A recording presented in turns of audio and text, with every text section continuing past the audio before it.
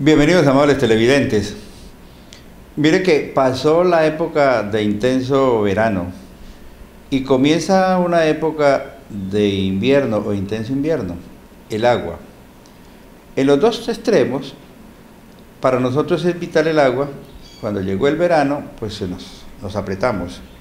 Y nos decimos apretamos, nos apretamos en La Guajira y nos apretamos en buena parte del territorio nacional. Yo creo que los únicos que no se apretaron fueron los de la Amazonia y la Orinoquía, pero los demás, apretones grandes. Pues allá no tienen mucha necesidad de la energía porque no la tienen, ese es otro problema grande. Y nosotros en un departamento como el Huila, o el departamento del Tolima, o Cundinamarca, el agua es vital para poder sostener la vida sobre el área, es importante. Y en el departamento, los municipios requieren el agua para alimentar sus acueductos. Y hay una cosa muy importante, hermanos televidentes, y en esto son los lugares donde se provee el agua para esos acueductos. Se llaman cuencas hídricas. Y vamos a tratar un tema bien interesante hoy con un investigador, el doctor Jesús Ignacio Herrera López. Es un profesional que desde hace ya casi 40 años viene trabajando en investigación, pero una investigación práctica, sobre todo el manejo de una cuenca como el de la Ceibas. Provee agua para la zona urbana de Neiva. Este modelo de manejo, de tratamiento, es para cualquier municipio y cualquier localidad. Si no nos asimemos que solamente Neiva. ¿Por qué lo traemos? Porque es que él ha investigado y sabe aspectos bien interesantes sobre esta cuenca. Le damos la bienvenida a este programa. Gracias, Ignacio. Me siento halagado de que usted me tenga en su programa, de poder comentar aquí algunas experiencias que he tenido a lo largo de estos años de investigación, diría, aplicada, de intentos de aplicación, de aproximación a la investigación aplicada en tema vital, como usted acaba de mencionar, el recurso hídrico. Vital para el ser humano, vital.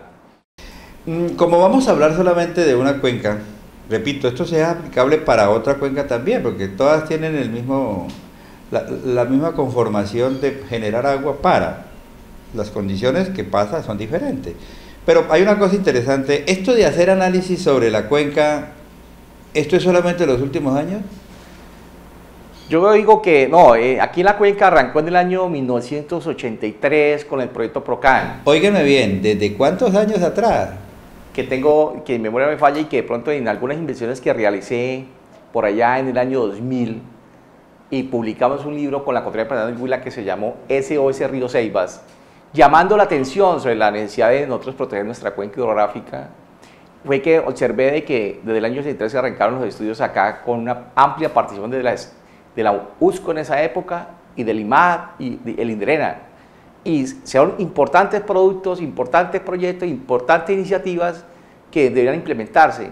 Y fue cuando se generó el primer plan de manejo de la cuenca hidrográfica, en un proceso nuevo de plan comunitaria, en el cual tuvo participación de los franceses, de la Comisión Francesa. Nos enseñó a los técnicos de INDRENA, cómo se debería planificar, diagnosticar y planificar una cuenca hidrográfica. Entonces, de ahí empieza una serie de investigaciones en torno a la cuenca de las Ceibas. Creo que después de esa época de investigación, hubo otros importantes investigadores en la región que recuerdo, el doctor Mario Sánchez de la Universidad Colombiana, un PhD en la parte de biología, es un importante investigador de la región que se puso a estudiar los macroinvertebrados, una disciplina muy importante para nuestra región que casi no es investigada acá. Muy pocos lindólogos han trabajado el tema de los macroinvertebrados. Él fue una persona orgullosa en el tema de macroinvertebrados, ¿no es cierto? La profesora Fanillanos, también de la USCO, quien investigó algo de plantas superiores, el inventario de plantas superiores que es importante para la región. Esa época de los años 80, nos olvidamos de la cuenca nuevamente, nos olvidamos de la cuenca y retomamos el tema de la cuenca, fue por allá alrededor del año 2000, cuando empezamos nuevamente a formular un plan de manejo, a reformular el plan antiguo, a ver cómo lo implementamos. Y fue cuando hay inquietud de algunos docentes de las universidades en tocar el tema, aunque debo decir que a mi juicio es muy poca la participación de los docentes en el tema de investigativo en la cuenca de las Ceibas. Ha habido un importante aporte de las universidades en el tema de que visitan la cuenca hidrográfica del río de las Ceibas. Hoy en día en la cuenca del río de las Ceibas tenemos visitas de la Universidad del Tolima, la Universidad de la región, donde han visto unos procesos de recuperación interesantes. aunque nos falta bastante. Entonces yo diría que la inversión en la cuenca hidrográfica de las Ceibas está muy incipiente, efectivamente, en cuanto a la cantidad de proyectos que requeriría, de proyectos, insisto, necesitamos inversión aplicada, hay investigación básica y inversión aplicada, necesitamos hacer las dos investigaciones, pero necesitamos una inversión aplicada que permita a los de la cuenca, a los moradores de la cuenca, mejorar sus ingresos. Mejorando sus ingresos económicos, podemos hacer una protección. Si mejoramos la investigación en temas tecnológicos, podemos explotar la cuenca en forma sostenible, porque para mí no debe haber una cuenca solamente de protección, debe haber unas áreas de protección, pero una cuenca no podemos sacar a la gente de la cuenca para que se proteja, para que nos tengamos agua. Tenemos que transmitir tecnología con base en investigación de la región que se genere aquí y nos permita un desarrollo sostenible del área. Hay una cosa interesante porque cuando se habla de un estudio de una zona tan amplia como una cuenca hidrográfica tal cual de las Ceibas en el norte del departamento del Huila, es necesario tener en cuenta, como usted lo plantea, unos aspectos como el de los habitantes. Pero ¿qué enmarca un estudio o una investigación? ¿Solamente eso? ¿Qué enmarca? Porque es que también nos preocupamos por el río Guarapas en Pitalito. Allá no hay universidades amplias, pero pueden llegar. Y la población debe entender que es vital esa agua que va a pasar por su río para alimentar el acueducto. ¿Qué marca un estudio entonces? Bueno, los estudios de investigación tienen unas líneas, ¿no es cierto? Y esas líneas deben ser producto de la problemática de la cuenca. Son los proyectos que se deben generar debe ser de una problemática que está causando o de una oportunidad de recursos para un tema especial, aunque me caso más con la problemática, de ese producto de la problemática. Entonces, ¿qué pasa? En la cuenca de las Ceibas, que es en la que más de pronto he estudiado y he recorrido, hay varias problemáticas. Una problemática, el tema de riesgos, deslizamientos, avalanchas, erosión, es un tema. Otro tema, el tema productivo. Tenemos suelos, diría, demasiado poco, con poca profundidad. No tenemos suelo, tenemos una roca florando ahí. Entonces tenemos suelos improductivos, vamos a hacer en algunas áreas de alta pendiente. Tenemos una zona pendiente, donde necesitamos una explotación diferente, una explotación de ladera diferente a la que hace en la zona plana, ¿no es cierto? Tenemos una afectación que ha disminuido un poco la presión de la ganadería extensiva. Nosotros tenemos que cambiar ese modelo de producción de ganadería extensiva a un modelo de producción de ganado estabulado, de rotación de praderas, de rotación de cultivos. Entonces ahí vamos viendo una cantidad de líneas de investigación, pero siempre tiene que, usted mencionó algo, tenemos que tener el factor humano, porque considero que si un proyecto de investigación no va a afectar positivamente, no va a impactar positivamente al ser humano, a los modelos de la cuenca diría que no tendría por qué realizarse. Ah, bueno, tenemos también la parte ecológica, los animalitos, las planticas, que también, claro, lógicamente, también debe generar, pero yo soy más antropocentrista. Realmente hay tendencias, me considero un ambientalista, pero soy antropocentrista en mi pensar, porque ahí es donde tenemos que trabajar, la parte humana, y le colgamos los componentes. El desarrollo sostenible tiene tres esferas: la parte económica, la parte social y la parte ecológica. Y es más, algunos dicen que hay otras dos esferas adicionales, la ética y la política. Pero no la politiquería, la política, una política pública en que permita desarrollar la región. Y algo muy importante, si usted ve la constitución política de Colombia, usted ve que, aunque decimos que tenemos la constitución verde más importante del mundo, eso lo decíamos cuando salimos, pero hoy en día no, tenemos esas constituciones de otros países cercanos, Bolivia, Perú, Ecuador, donde usted ve que toda la constitución gira en torno al recurso hídrico. Toman el recurso hídrico como eje fundamental. Entonces, donde no hay agua, no hay desarrollo. Entonces, tenemos unos ejes investigativos. Qué bueno que pudiéramos nosotros entrelazar esos ejes y pudiéramos unirnos diferentes universidades, diferentes investigadores y diferentes fuentes de recursos, que pudiéramos sacar un proyecto de gran magnitud que impactara a la región efectivamente, positivamente. Estos aspectos son interesantes, amables televidentes que nos están mirando en este momento, porque tomamos como referente la ceiba, de una persona que conoce y por lo tanto nos está ilustrando, porque de lo que se aplique en las ceibas es aplicable en cualquier otra cuenca, es que eso no es solamente de esta en particular, ¿sí?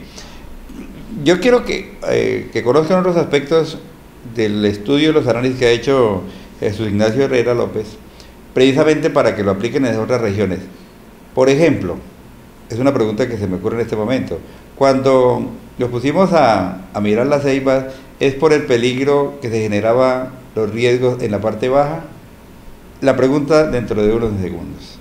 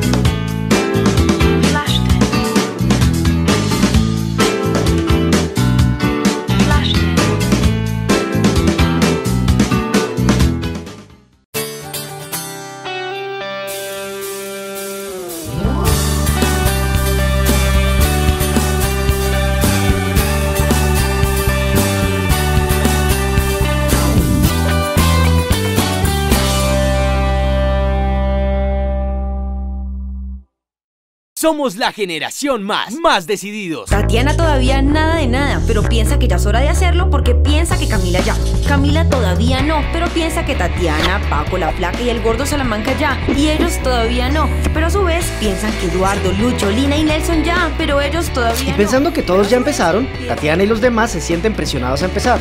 La realidad es que antes de los 18 años la mayoría no ha empezado.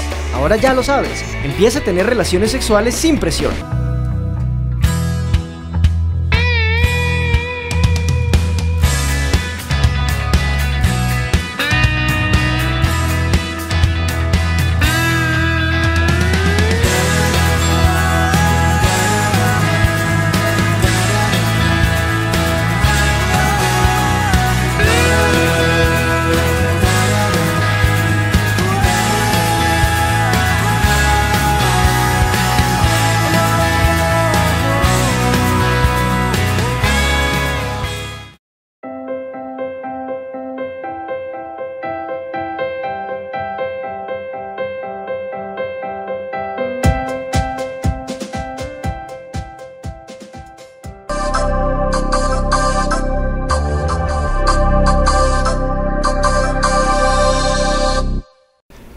Les había comentado que en una situación como las ceibas me surgió una pregunta. Le pusimos cuidado, ahí me meto yo, ¿no? Le pusimos cuidado a las ceibas por el peligro o el riesgo que presentaba desbordamientos de en la parte baja.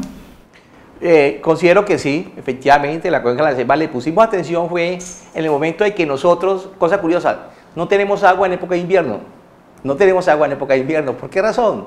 Porque nuestra fuente hídrica está cargada de sedimentos. Se ocurre cantidad de avalanchas, deslizamientos, producto de la mala planificación del desarrollo de la región, los malos procesos productivos. Entonces, en el año, recuerdo, año 97, recuerda que en Neiva se nos llevó la Bocatoma, duramos 8 días los neivanos sin agua y nos preocupamos. Pero bueno, pasa la temporada de lluvia, se subió algo y se nos olvida los neivanos otra vez el problema de las ceibas. Nos acordamos nuevamente cuando nos llega agua al grifo, nos acordamos nuevamente de nuestra cuenca. Entonces yo considero que un aspecto en ese momento para las ceibas fue el problema de riesgos. Se han ido colgando otros aspectos, ¿no es cierto? La disminución drástica de caudal, el desequilibrio, yo diría, la pérdida de caudales de la cuenca, porque cada día tenemos caudales más mínimos y caudales máximos más altos, con peligro que tengamos caudales mucho más altos. Y si a eso le colgamos que nuestra cuenca la estamos volviendo un canal, pues los peligros se acrecentan aún más. Entonces sí considero que el tema que movió inicialmente fue el tema de riego. Por fortuna también cambió la normatividad en torno a la planificación de cuencas. Salió un nuevo decreto en ese momento donde se dice cómo se debe hacer una nueva planificación, y nuestra cuenca es de las cuencas pilotos en el país en los dos momentos. En el momento del 80 y pico y en el momento del 2000 es cuenca piloto en manejo de recuperación. Entonces es un aspecto. Pero, ojo, en otras partes tenemos otros problemas, ¿no es cierto? Que pueden ser también de escasez, problemas económicos de productividad que afectan a la sociedad. Entonces tenemos cuencas con diferentes problemas prioritarios.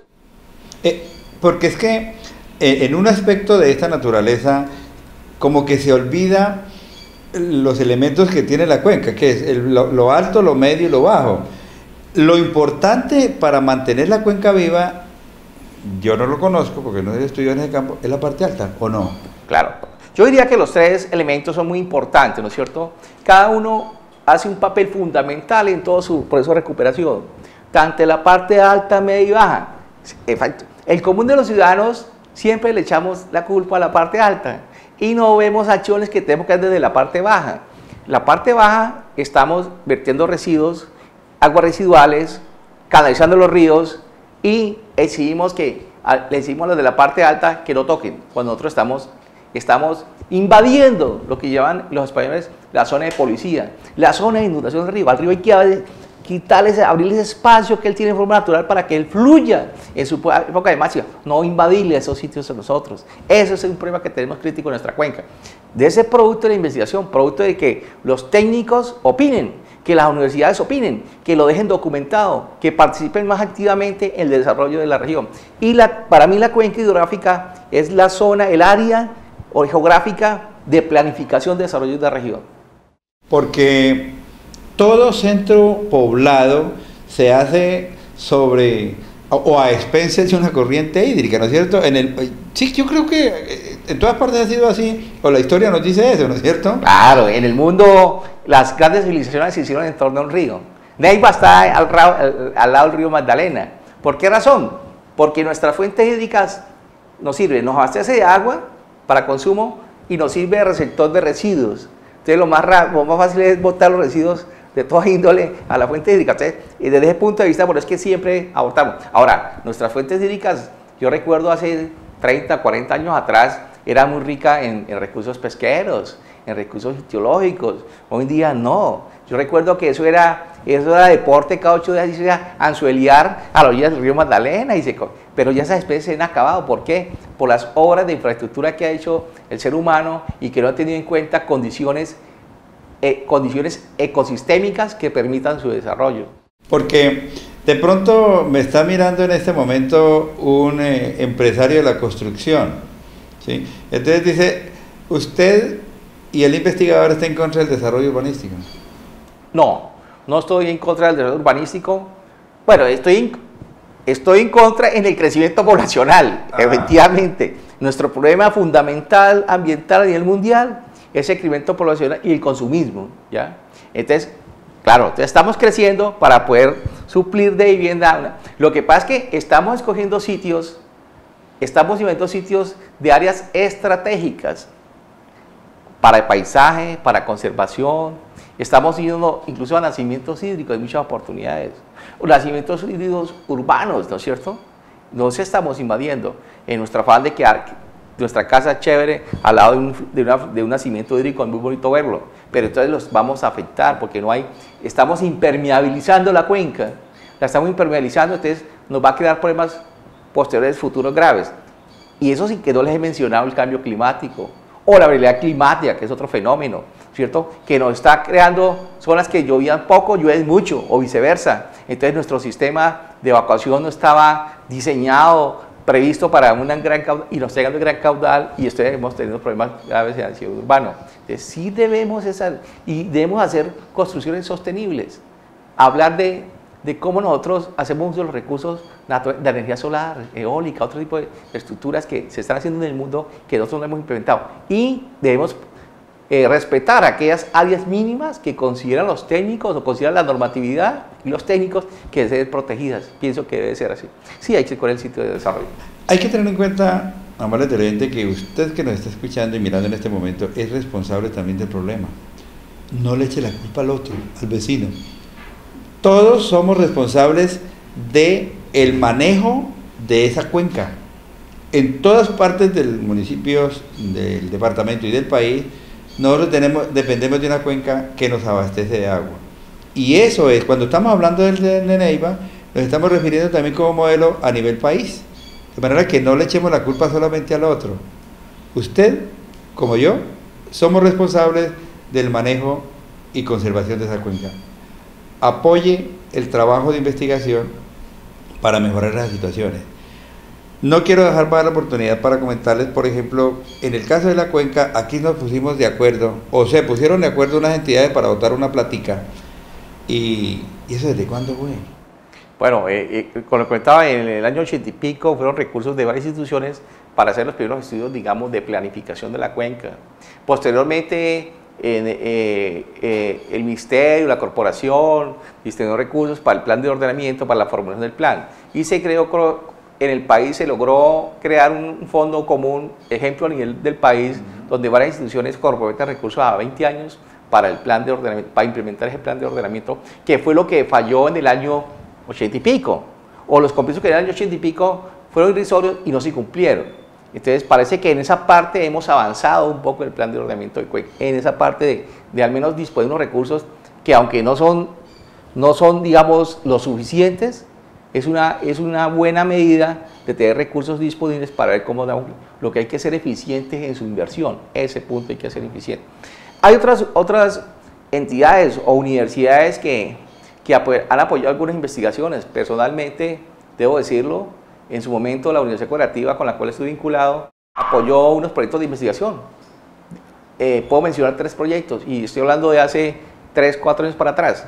Un proyecto que tiene que ver con tratamiento de aguas residuales producto de la actividad piscícola, con una planta que se llamaba Vetiver. ¿Cómo utilizamos una planta para que hiciera un proceso de descontaminación? Posteriormente hicimos otro trabajo con apoyo de la FAO, algo que tuvo relacionado con los riesgos. Cómo identificar la zona de inundación, cómo calcular, estimar el caudal máximo de acuerdo a una precipitación. Eso nos valió para que nosotros participáramos en Brasil y nos ganáramos el primer premio con ese proyecto de investigación. Se montó otro tercer proyecto que tiene que ver con la parte de piscicultura intensiva, con uso de energías renovables, geomembranas, descontaminación, uso de bacterias, microorganismos, y queremos un componente cuarto, un componente para un cuarto proyecto que tiene que ver con el componente de la acuaponía, que es el uso de esas aguas que hemos descontaminado, mover los nitratos con un cultivo hidropónico, algo así, o sea, hortalizas, algo que le permita al pequeño campesino agricultor sostener su familia, o sea, seguridad alimentaria, lo que hemos llamado. Y tenemos en la actualidad otra iniciativa que hemos arrancado y que estamos consiguiendo recursos con un estudiante de la Universidad Antonio Nariño, que tiene que ver con la planificación de la cuenca desde el punto de vista de agroecoturístico, porque necesitamos llevar a la gente que está en la cuenca alternativas de vivir, alternativas de ingresos económicos. Una alternativa es ver la cuenca como un laboratorio viviente, un laboratorio donde podamos visitarlo, donde podamos adquirir los productos de la cuenca y donde permitamos que se desarrollen los moradores de la cuenca. Ese proyecto es el que estamos en el momento, se está perfilando, se han hecho unas aproximaciones y queremos, con un estudiante muy importante de arquitectura de la Universidad, dejarlo como un proyecto bandera para la cuenca. Una ruta agroecoturística, unos puntos claves, unos diseños que permitan al extranjero o al colombiano ir y mirar y observar ¿qué? Aves, flora, sistemas productivos sostenibles, obras de recolección de caudales, control de erosión, el mismo tratamiento del agua para el consumo humano, una serie de aspectos muy claves para nuestra región. Eso se llama investigación práctica, ¿sí? Por eso les decía que es importante nuestro invitado, porque nos dice, no solamente se queda en la crítica, sino que presenta alternativas de solución. Así rapidito, ¿por qué los peces, la producción de peces, afecta o contamina el agua y por qué los ríos no? Bueno, no, lo que hace es que digamos que el crecimiento va a estar alto hoy en día, demanda una alta demanda, de alimento. Estamos hablando de pescado. Entonces, en los sistemas productivos naturales hay una gran extensión de área en el cual, en forma natural, se descontamina y no genera problema. Pero entonces, como estamos planteando, como hoy en día nuestras fincas son minifundios, pequeñas áreas, con grandes familias, y necesitamos alimentarlas, esto lo que estamos poniendo es, al tener pequeñas áreas, una alta cantidad de peces allí, una alta densidad de siembra, nos va a producir más sedimentos. Entonces necesitamos esos sedimentos aprovecharlos, porque esos sedimentos son fertilizantes. Entonces lo que queremos es aprovechar esos fertilizantes, hacer un proceso colaborando con algunos microorganismos para que haya un proceso de descomposición, de nitrificación, y nos permita eso que consideramos que es un contaminante para las fuentes hídricas, que es el nitrógeno, fósforo, otros elementos, nos sirvan como fertilizante a un sistema moderno, que es lo que denominamos hoy día la acuaponía. Entonces nos va a permitir cero residuos, nos va a permitir aprovechar el agua lluvia, porque estamos aprovechando el agua lluvia, recogemos el agua lluvia, en época de invierno la recogemos y la almacenamos, y esa es la que va a compensar las pérdidas por evaporación. La idea es cero, porque normalmente los sistemas productivos entra agua y sale agua. Aquí lo queremos es un circuito cerrado, que nos permita reciclar y cero agua ya la fuente, y nos permita sacar al mercado un producto de calidad. Estamos en el primero, segundo puesto a nivel nacional en exportación de tilapia roja. Entonces sabemos que es un nivel importante para la economía. Y tenemos cero problemas en Betania, ¿sí? Entonces tenemos que utilizar tecnologías de punta para ver cómo, y enseñarle al campesino. Enseñar al campesino cómo podemos utilizar tecnología de punta y nos va a permitir un desarrollo de nuestra región. ¿Ahora se entendieron qué es acuaponía? Es eso, justamente.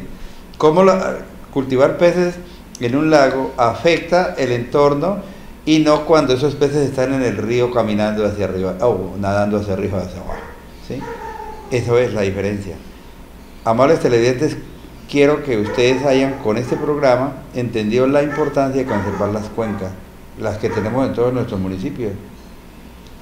Profesor, muchas gracias por habernos acompañado en este programa. A usted, Ignacio, muy agradecido por haber invitado a su programa.